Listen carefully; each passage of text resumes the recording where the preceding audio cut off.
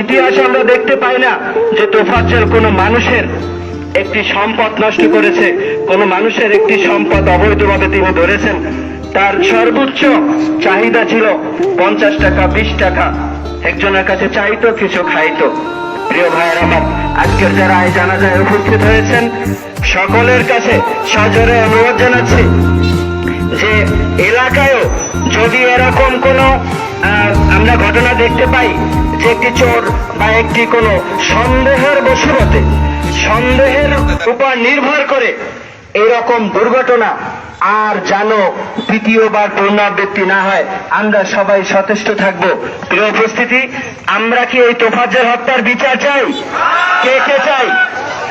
তো আমরা যদি তোফাজ্জল হত্যার বিচার চাই, আমরা যদি বিচার চেয়েই থাকি, তাহলে আমি আপনাদেরকে জোর অনুরোধ জানাবো যে এই জানাজা শেষে আমরা চরদানি বাজারে স্থানে, হোন্ডা স্থানে আমরা একটি মানববন্ধনের আয়োজন করেছি। আমি আশা করব চরদানি সকল মানুষের পক্ষ থেকে আপনাদেরকে অনুরোধ জানাবো যে প্রত্যেকটা মানুষ এই মানববন্ধনে আজকের অংশগ্রহণ করবেন তো ইনশাআল্লাহ।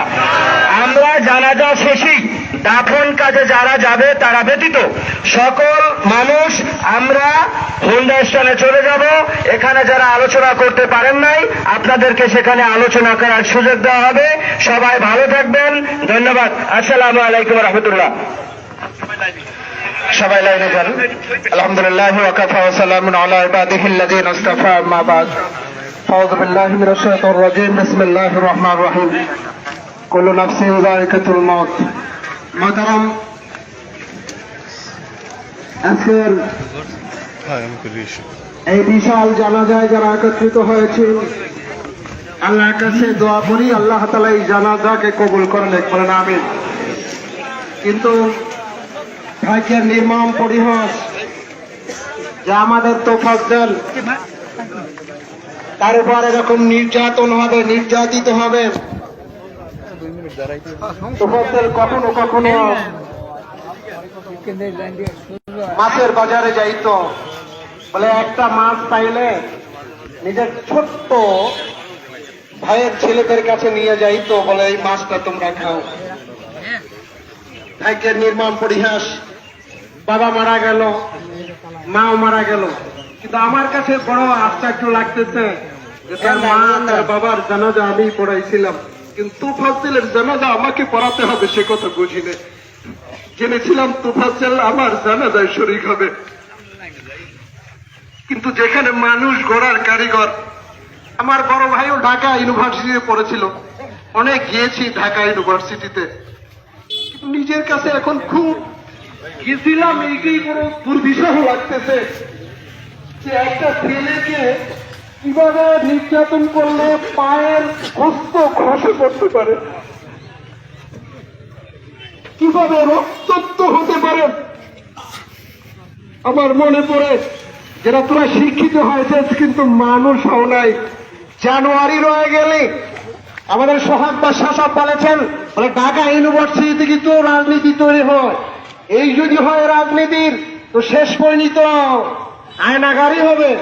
এজন্য ভাই ও দোস্ত বুজুর্গ, আমি আজকের এক বন্ধু আমার রিয়াজ ঢাকার থেকে ফোন করছেন যে ভাই তোমার স্ট্যাটাস পেয়েছি, এই তোফাজ্জল তোমার গ্রামের?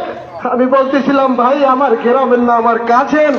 আমার মনে আছে ওর বাবা একসময় দূরে চলে গেছিল, ওরা দুর্বিষহ জীবন যাপন করতো, আমাদের বাড়ি বারবার যাইতো, কিন্তু সে থেকে তোফাজ্জলের জীবনে মনে হয় আর শান্তি হইল না।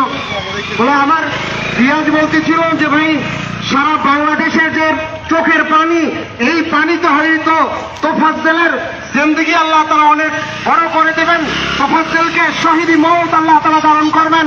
এজন্য সবাই বলেন আমিন। সব আল্লাহ তোফাজ্জল জীবনে শান্তি পায় নাই, কষ্টই পেয়েছে। ও আরশে আজিমের মালিক, তুমি তাকে জান্নাতের সর্বোচ্চ মাকাম দিয়ে আল্লাহ তাআলা জান্নাতুল ফেরদাউস নসিব করো, তাহলে আমাদের এই কষ্ট, আমাদের রক্তক্ষরণ, আমাদের চোখের পানি একটু হয়তো শান্তি পাবে। আখির দাওয়ানা আলহামদুলিল্লাহি রাব্বিল আলামিন। এখন জানাজা হবে, জানাজার পরেই আমাদের র্যালি হবে। আল্লাহ তাআলা আমাদের জানাজার মধ্যে সকলকে অংশগ্রহণ করার তৌফিক দান করুক। আমাদের হ্যাঁ, রাস্তায় যারা বের হয়েছেন এখনই জানাজা হবে, জানাজা হবে।